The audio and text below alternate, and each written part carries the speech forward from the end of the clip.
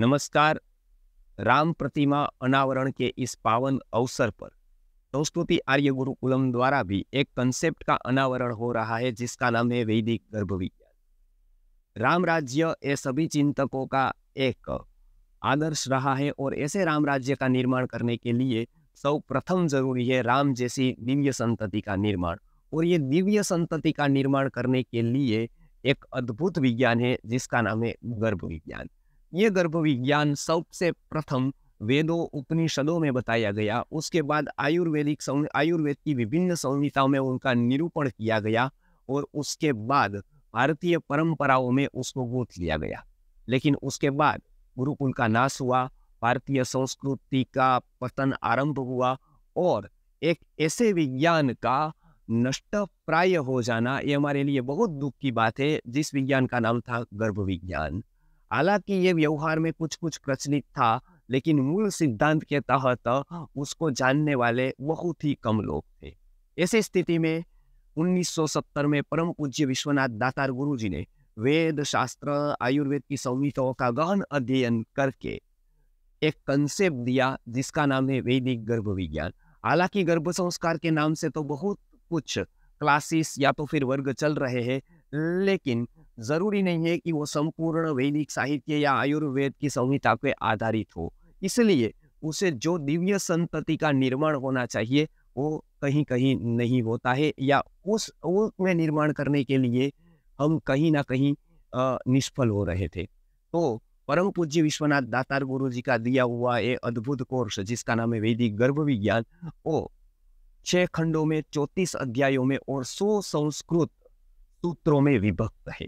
आपको पता है भारत का ये प्रथम ऐसा कोर्स है जो संस्कृत भाषा के सूत्रों में ग्रथित है। जैसे कि वैदिक गणित संस्कृत भाषा के सूत्रों में ग्रथित है, ऐसे ही वैदिक गर्भ विज्ञान ये भी संस्कृत भाषा के सूत्रों में ग्रथित है। इसमें ये कोर्स इतना अद्भुत है कि एक ही कोर्स में गर्भ पूर्वचर्या में संकल्प संतति का कैसे करे, दिव्य आत्मा अवतरण के लिए पति और पत्नी क्या करे क्या न करे, गर्भ पूर्व के 6 महीने कौन सा आहार ले कौन सा आहार त्याग कर दे, उसके बाद कितने महीने तक प्लानिंग करके ब्रह्मचर्य का पालन करे, गर्भाधान के समय पर आह्वान विधि क्या होती है कैसे करे, गर्भाधान के लिए श्रेष्ठ समय कौन सा होता है और पुत्र और पुत्री जन्म का साइंस उसमें क्या बताता है। आयुर्वेद की संहिताओं में दिया गया जो तिथि नक्षत्र का विज्ञान है वो किस तरह से हम आसानी से अप्लाई करें।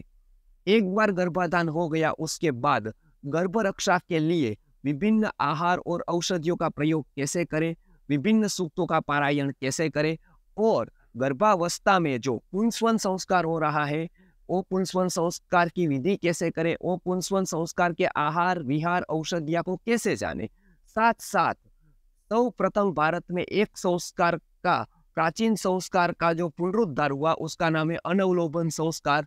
वो अनवलोकन संस्कार को हम आसानी से घर पर कैसे करें।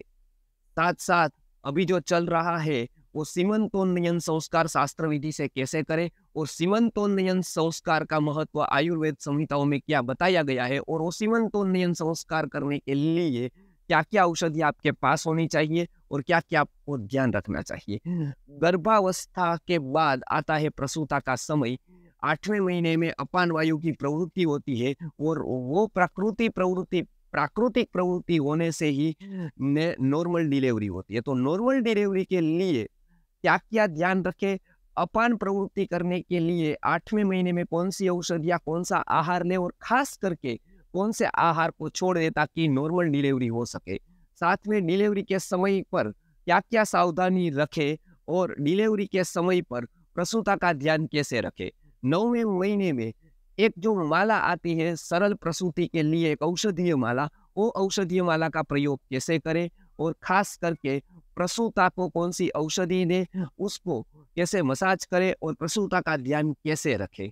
इस प्रकार से पूर्वचर्या, गर्भावस्था की चर्या, प्रसूताचर्या, ऐसे विभिन्न खंडों में ये कोर्स में पूरी की पूरी माहिती दी गई है ताकि हम ये कोर्स को करके ये कोर्स को सुन के पूर्ण वैदिक ज्ञान ले सके और गर्भ विज्ञान का ज्ञान हम अप्लाई करके उसके बाद हम दिव्य संतति का निर्माण आसानी से कर सके, इसलिए आज राम जन्मभूमि पर राम प्रतिमा की प्राण प्रतिष्ठा के अवसर पर हम वैदिक गर्भ विज्ञान, जो कि हृदय में दिव्य संतति की प्राण प्रतिष्ठा का विज्ञान है, इसका हम अनावरण करने जा रहे हैं। यदि आप इस वैदिक गर्भ विज्ञान के कोर्स को ज्वाइन करना चाहते हैं तो नीचे दिए गए डिस्क्रिप्शन पर लिंक जो दी गई है उसको क्लिक करें और ये वैदिक गर्भ विज्ञान का कोर्स ज्वाइन करें।